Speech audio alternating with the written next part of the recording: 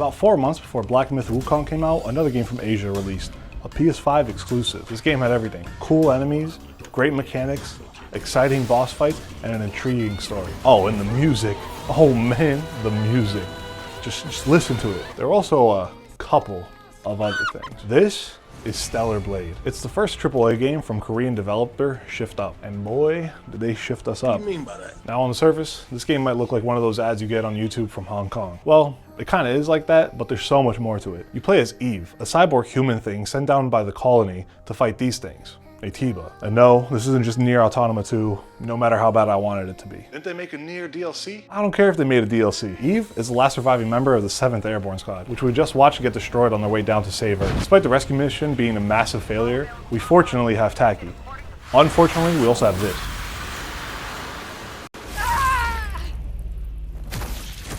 Right in the midst of Taki's murder, we're saved by Adam. Yeah, Eve was saved by Adam. And this is where our journey begins. We're taken through linear missions that have side objectives and a partially open world you can explore. Think of God of War. Now from looking at the gameplay, this probably looks like another Souls-like. And you're partially right. Stellar Blade combines a lot of different mechanics from your various Souls games. You have your basic and your heavy attacks, you have your dodge, but most importantly, you have a block button. And I'll get to why that's most important. In terms of difficulty, it's harder than God of War, for example, but it's easier than a lot of Souls-like, especially Elden Ring. But what made this game so special to me was the story. See, you think it's going one way, then boom, there's a girl in a box. Then you go around killing some bosses, and then boom, you see Taki again. Then, well, you get the point. This goes on for literally, this goes on for literally, I'm gonna break. This goes on for pretty much the entire game, all the way to the final boss. It takes twists and turns that make sense, at least to me. And there's something about the premise of the game, something about humans stuck on Earth, fighting for their home against these aliens of mysterious origin, that really sucked me into the game. But what does any of this have to do with Black Myth Wukong? I picked up Black Myth Wukong when I was about halfway done with Stellar Blade. Everything online told me that it was going to be another God of War type of game. I know a bunch of you are probably typing out your comments right now telling me how bad of an opinion this is or how stupid I am, but just hear me out first, alright? Black Myth Wukong is a great looking game with the backing of this book, Monkey. So what could go wrong? Well, a lot, I think. Hey, delete that. Delete it right now. Yeah. There we go. Whoever told me it was like God of War, Your mom's a hoe. this game is absolutely 100% not God of War. Like, at all right? The only thing it has in common with God of War is giant NPCs and an over-the-shoulder view of the main protagonist. And to be clear, I'm not saying the game is bad. I don't think it's bad, but it's definitely not God of War. And I don't appreciate being lied to. I don't think the developers marketed the game like God of War. I think it was actually the community. Now, full transparency, and this is where everybody gets pissed with me. I only got to the end of the sand level. I think that was chapter 2, to the Yellow Wind Sage, and I just couldn't beat him. And it was at this point that I got annoyed and put the game down. Now I know there's plenty of more chapters for me to go through, but I think by now I would have figured out if it was God of War or not. And it wasn't. Like I said, when I started playing Black Myth Wukong, I was about halfway done with Stellar Blade, which itself is kind of an easier Souls-like in some capacity. This was after beating Lies of P, Elden Ring, and starting Shadow of the Erd Tree. I had had enough of the Souls-like subgenre for the time being, and was excited for a God of War-like game, especially one with a story from classic literature. Instead, I got the same formula with the new skin branded onto it. Now, I will say Wukong has a really strong opening. Seeing massive figures in front of you is intimidating and gets you excited to play the game. Starting a game with a boss fight is always the right way. But even from this moment, from the first fight in the game, you know right away it's gonna be Elden Ring Monkey. And then I reached this asshole. The guy I mentioned earlier, the Yellow Wind Sage. I absolutely hate this guy. I despise him. His combos are bullshit. He grabs me when I swear he didn't, and worst of all, his hits do so much damage. I just kept dying over and over and over and over. That's when I realized there's no block button. Yo, this is the Trump hands.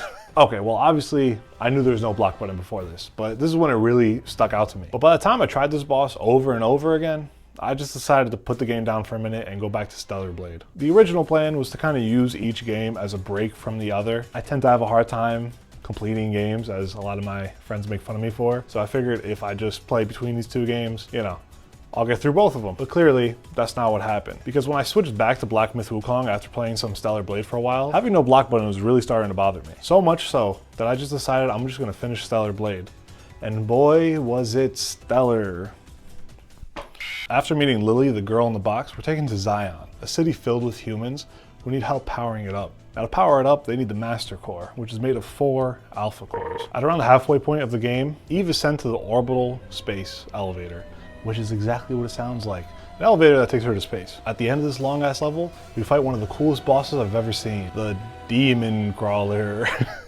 Okay, well he doesn't look that cool, but his attacks are awesome. They're kind of a mix between holy and sci-fi. And once we defeat the Demon Crawler, Eve finds out that he doesn't actually have an Alpha Core, which means he's not the Alpha they're looking for. And that's when we're launched into space. Now skip to this timestamp if you don't want to see this visual spoiler. Once we're launched into space, this is one of the coolest fucking things I've ever seen in a video game. We're presented with this, the Demogorgon. This scene alone made me love this game. Now on its own, it's cool, but it's nothing too crazy. But the build up to this point and everything you had to do just to get here, and then realize that the final core you need is floating off in space, is what makes this scene so great. All the hard work, all the bosses and the minions you fought, just to have this giant Natiba taking up a freaking space station. Look. Now from here on out, the game is basically just a boss rush. Just one boss after another. But through each of them, there's some kind of twist and turn that completely changes the story. And it all leads up to the final boss. And there's a big, massive, super big twist, big ending, okay? That's how crazy it is.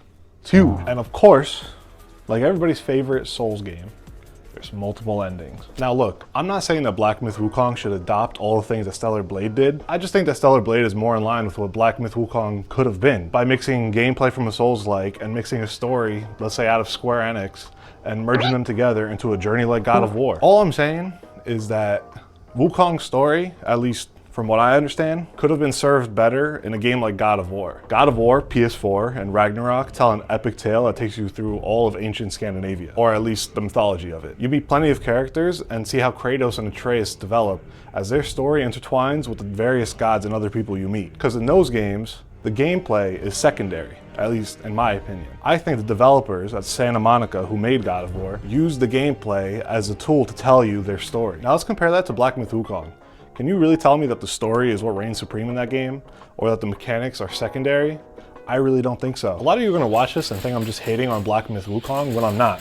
I don't think it's a bad game. It's got a good world with cool level design and interesting environments, along with intriguing bosses and characters. But so does Elden Ring, and Lies of P, and all of these. But you know what all of these games don't have? They don't have arguably one of the most popular literary pieces in East Asia. Game Science, the developer behind Black Myth Wukong, had an asset that could have made this one of the greatest single-player games of recent times. But unfortunately, I think it's been overshadowed by the mechanics of the game. I just really was hoping that Black Myth Wukong would stand on its own 2 feet. But instead, it's just gonna get lumped into the Souls-like subgenre. So, if you have a PS5, why not give the game that combines all your favorite aspects into a single good game? Why not give Stellar Blade a chance? It mixes all the combat and all the characters from all the games you love, but tells a story in a way that Square Enix would, which is one of my favorite developers. Unless you don't care about the gameplay, then just look up one of those YouTube movies of the cutscenes and you'll pretty much figure it out. Anyways, are you gonna try the game? Let me know in the comments. Peace.